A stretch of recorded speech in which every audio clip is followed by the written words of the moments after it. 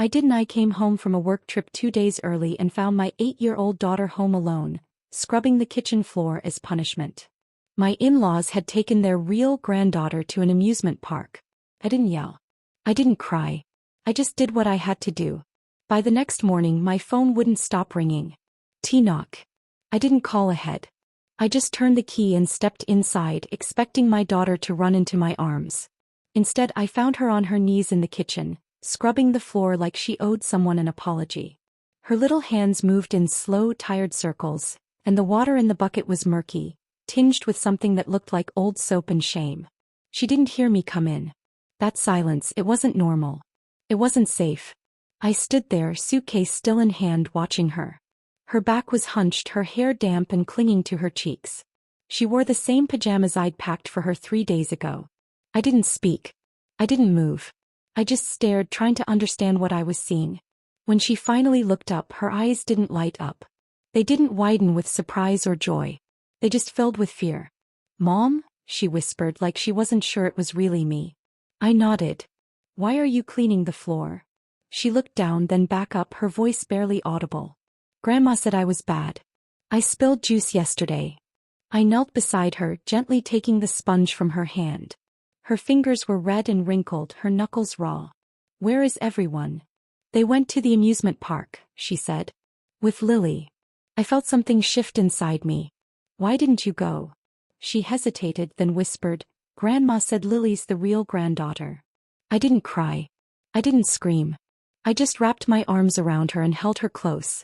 Her body trembled against mine, and I could feel how long she'd been holding it all in. That night I gave her a warm bath, washed the soap from her skin and tucked her into bed. She clung to her stuffed bear, the one with the missing ear, and asked if she'd be punished for telling me. I kissed her forehead and told her no. That she was safe now. That things would change. After she fell asleep, I walked through the house like a stranger. Her drawings were crumpled in the trash, bright colors and smiling stick figures tossed away like garbage. Her shoes were missing from the rack, replaced by Lily's glittery sandals. The fridge held a single juice box and a container of cold rice.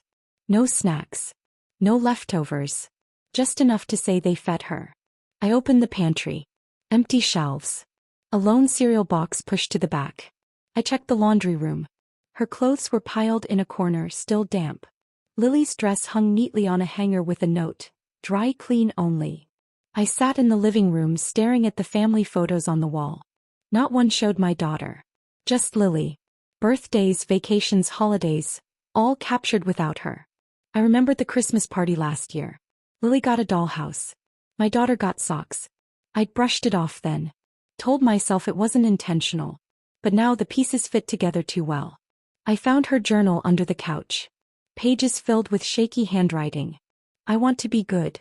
I wish Grandma liked me. I miss Mommy." I read every word, each one slicing deeper than the last. She'd been alone. Not just today but for weeks. Maybe longer. I didn't sleep that night. I sat in the dark, replaying every moment I'd missed. Every time I'd trusted them. Every time I'd told her to be patient, to be kind, to understand. I'd asked her to accept crumbs while they fed someone else a feast. At dawn I made her breakfast. Real breakfast. Pancakes, eggs, fruit. She blinked at the plate like it was a dream. "Is this for me?" she asked. "All for you," I said. She ate slowly, savoring each bite. I watched her, memorizing the way her eyes lit up. She didn't ask about Grandma. She didn't ask about Lily. He just smiled. We spent the morning drawing. She made a picture of a house with flowers and sunshine. 2 people stood in front, me and her. No one else. I hung it on the fridge, right above the spot she'd scrubbed. Later I found a note on the counter. "Be back by dinner. Don't make a mess." No signature. Just instructions. Like she was a burden, not a child. I folded the note and put it in my purse. Evidence. Proof. Fuel. That evening I gave her a bath.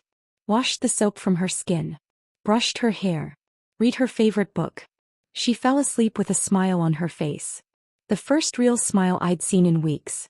I sat by her bed, watching her breathe. I thought about my own mother, how she used to fight for me. How she'd stand up to anyone who made me feel small. I remembered the promises I made when I became a mother. That I'd protect her. that I'd never let anyone make her feel less. By morning I knew what I had to do. The floor wasn't the only thing scrubbed that day. So was my patience. So was my trust. And soon so would be their names from our lives. The sun hadn't fully risen when the first call came. I was sitting at the kitchen table sipping coffee that had gone cold, staring at the list I'd scribbled on a napkin. Names, dates, questions. My phone buzzed sharply against the wood. I didn't flinch. "Where are you? Why is the door locked?" my sister-in-law barked before I could say hello. I glanced at the front door, still bolted from the inside.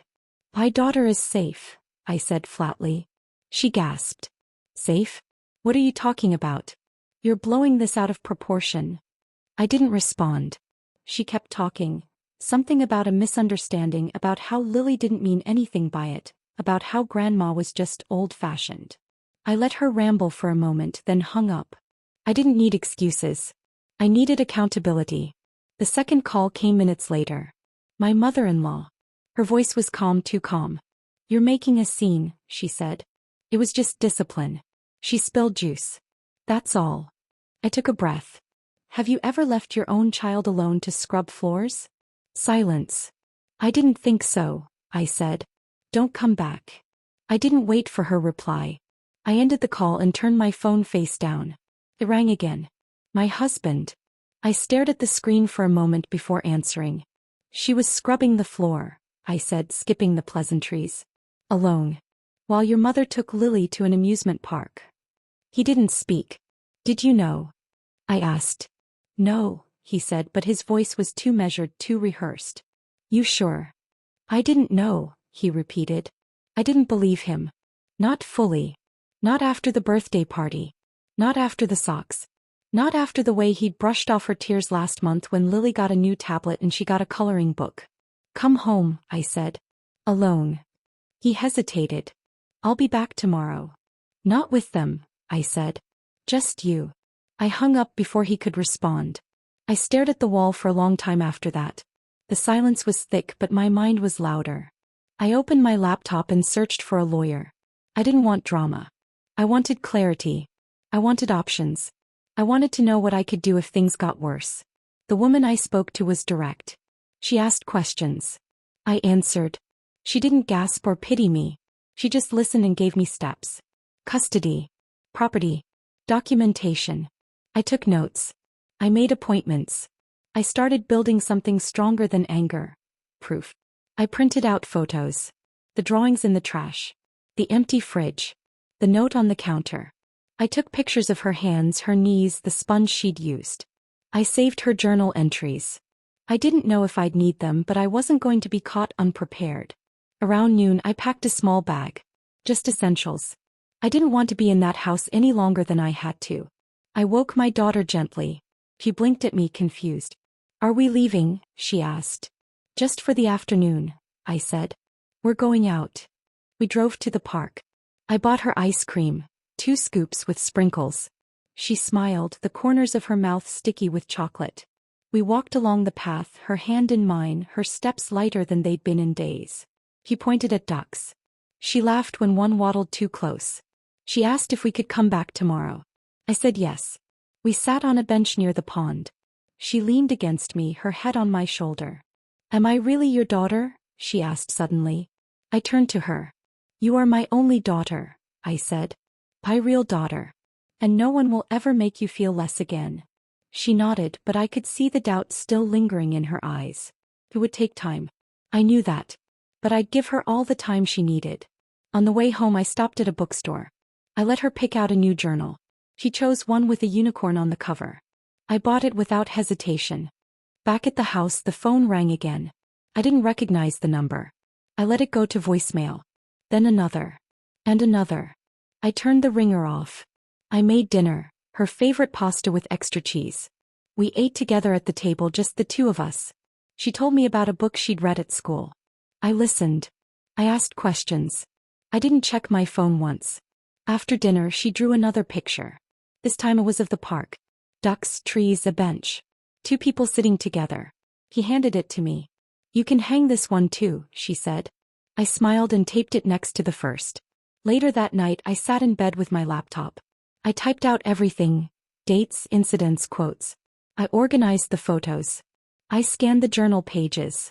I created folders. I wasn't just reacting anymore. I was preparing.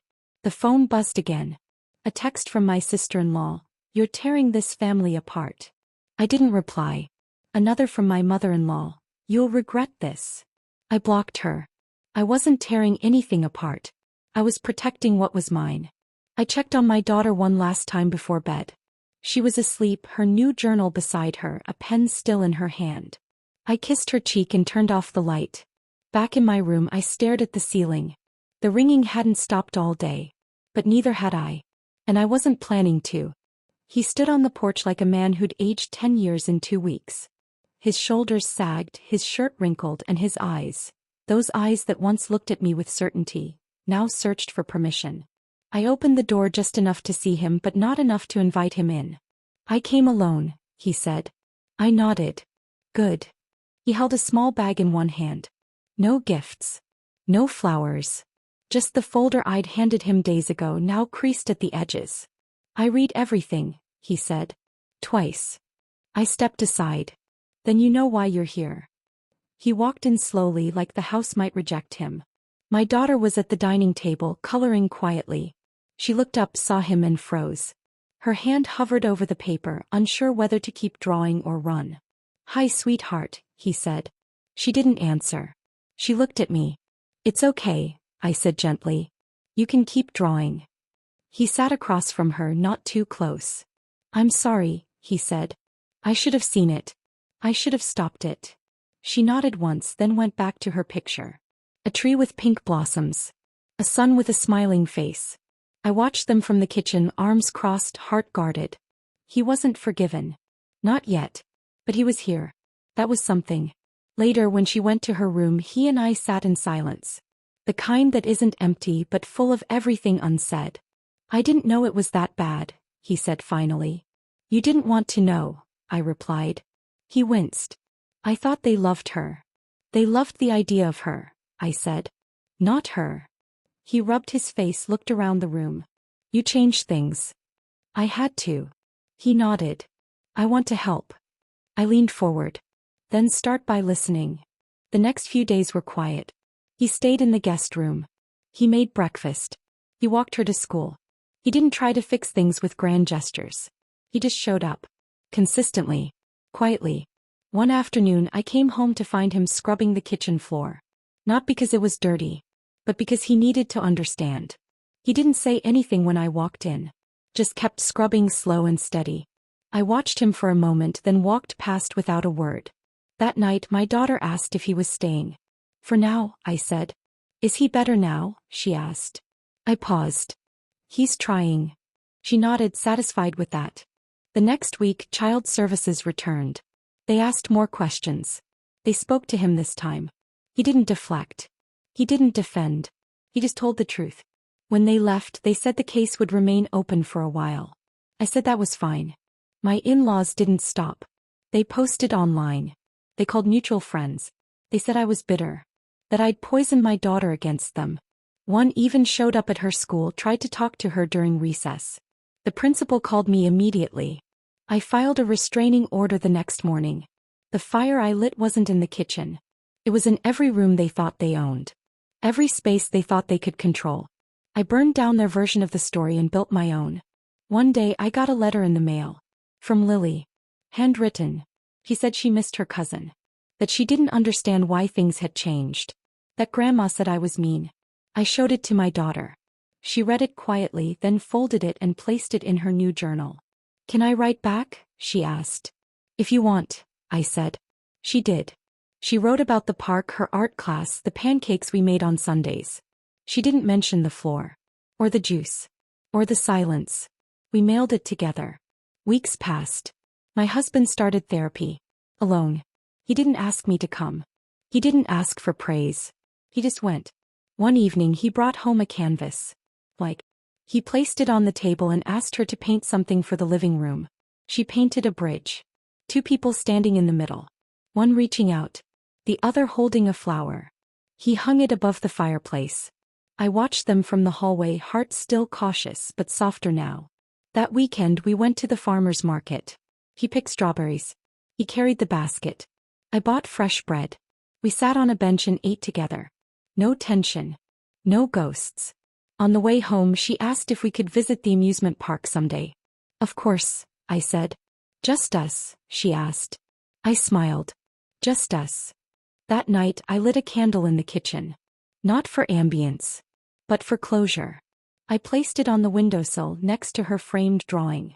The one with no locked doors. He walked in, saw it and paused. Is that new? He asked. No, I said. You just never noticed it before. He nodded. I'm noticing more now. I believed him.